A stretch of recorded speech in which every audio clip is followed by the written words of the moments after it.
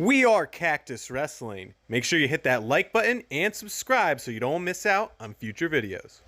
Welcome back to Cactus Wrestling. Yes, welcome back.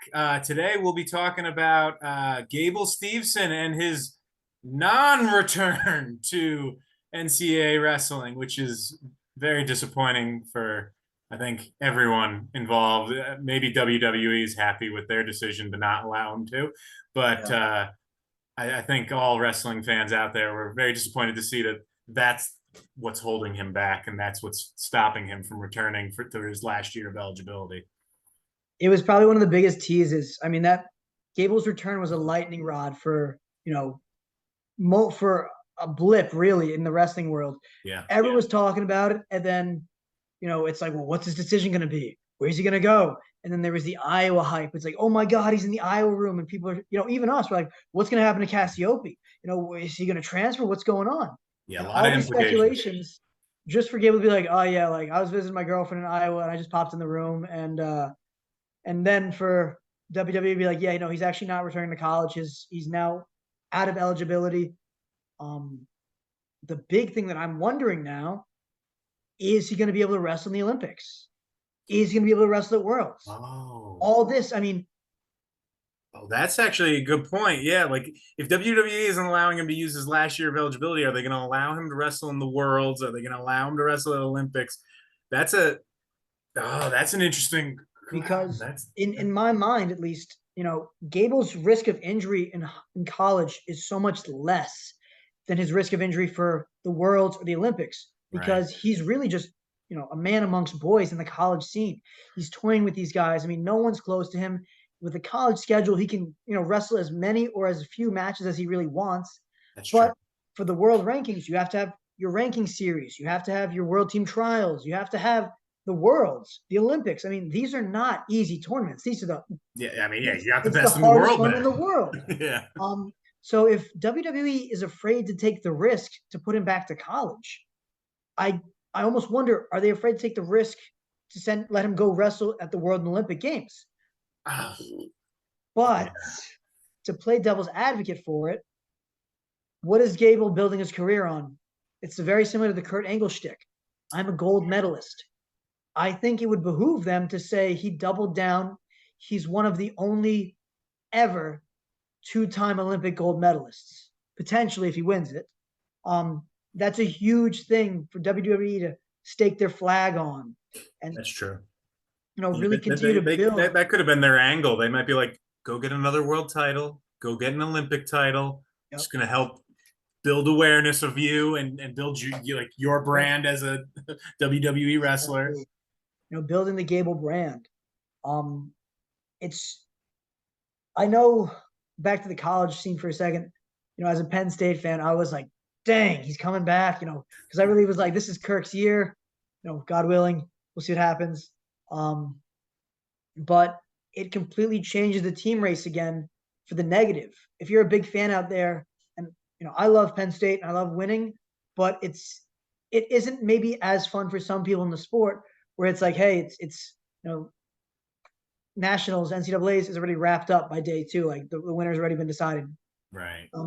But having Gable in that mix, added maybe a little bit of excitement to, what team is going to get him? Is it going to be enough to beat Penn State? What's going to happen next?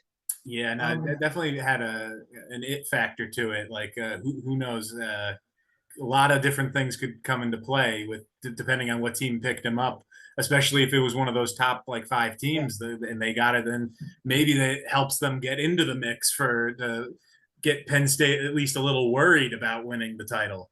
Yeah, I think it would have been, kept the college season a little bit more interesting. But, it is what it is. it's going to be really interesting to see what happens these next few weeks, as the weeks turn into months as well, with Worlds. Because as we talked in previous videos, if he's not allowed to go to Worlds, or if he just, chooses not to, Mason Paris is a great replacement. But Gable teched him. And I love Mason Paris. I think it's awesome. Was thrilled to see him win a national championship last year. I feel like it was finally his time. That was great. But win the Hodge. Yeah, but as we saw, Gable teched him, and Gable kind of had his way with him in He gave both up matches. one takedown in what, 3 Yeah. matches against him? Yeah, and I feel like even that, the take it down that he gave, he's like, yeah, he goes, I'm not really that worried about it. He goes, I know I'm going to beat him. I could beat him 1-0 and just control the match if I wanted to. Right. Anytime you lose an Olympic gold medalist in your lineup, that sucks. Yeah, that's for sure. Yeah. And I mean, even Nick Kwiatkowski's probably kicking himself for losing that match at the World Team Trials Challenge Tournament to Mason Paris, because if Gable steps out and Gwiz had won that match, Gwiz would be the guy getting the spot. So, I mean, and especially with how he just did it internationally, beating that, what was it, like number 5 in the world he beat? Yeah, yep. He beat the number 5 guy in the Yeah. world.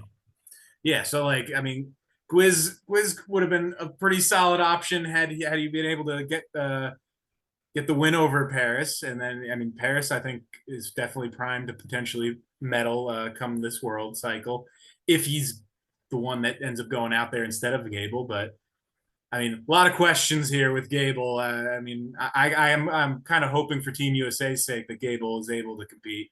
Yeah, I think from a heavyweight perspective, I really think that Mason Paris or Nick Kwiatkowski, either one of them, is probably looking at a bronze medal. I don't think they're quite at that upper level yet, but I think they are in that tier to medal. And Gable is really looking at that gold tier again. Yeah. And in a team race that now has Russia and Belarus back, it's going to be tight. And it's that's for sure.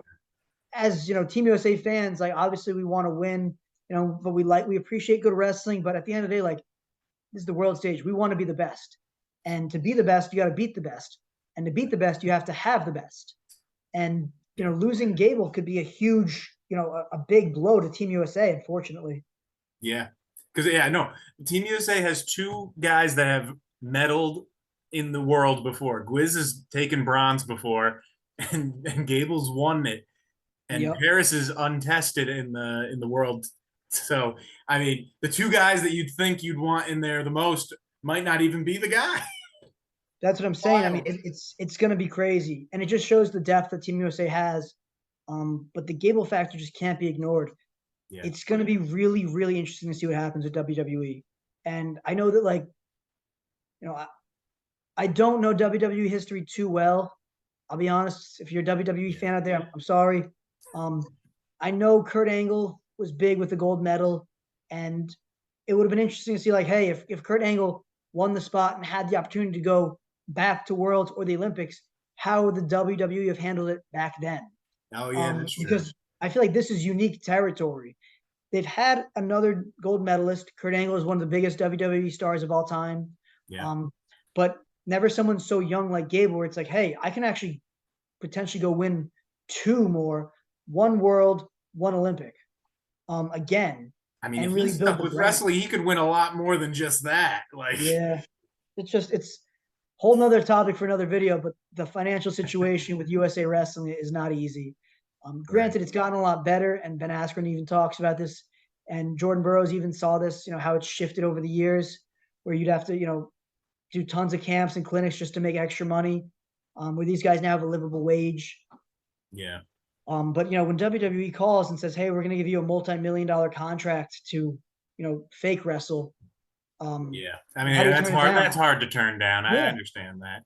And I mean, you saying like them not making a lot of money as the amateur athletes, it kind of makes me think about like all the previous ones. It makes sense why some of them retired so young. Like they won their world title or their Olympic title, and then they retired after 2 or 3 years doing it when they were like 23, 24. When now we got guys that are well into their, their early 30s now, and they're still now peaking and whatnot. So it's very interesting how if this was around then, would those guys have continued going to try to get more world medals?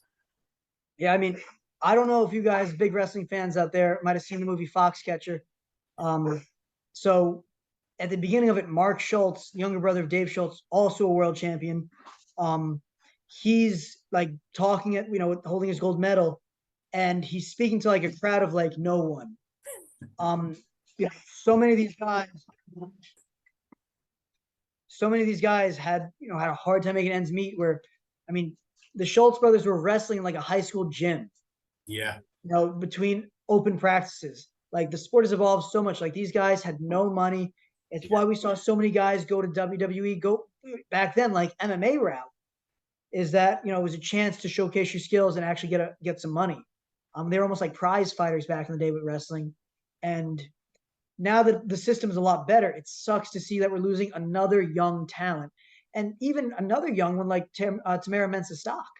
Oh yeah, yeah, that was the first big women wrestler to cross over. I mean, hopefully she finds some success over there because I think clearly she would have been world title contender had she not given up her spot and retired. But unfortunate.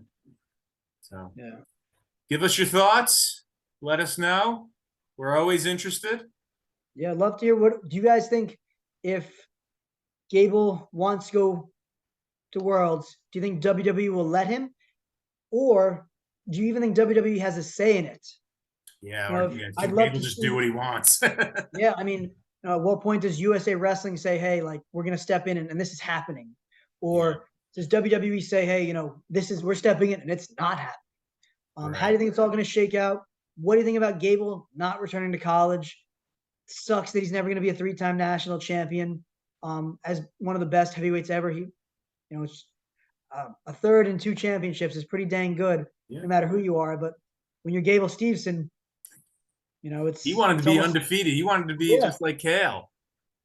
He really, we've talked about this. I think if Gable redshirts as a freshman, I think if he redshirts, he would have been 4-time. I think he would have been a 4-time undefeated national champion. It would have been, we've never seen someone like Gable, and I think it'll be a long, long time before we see someone like him again.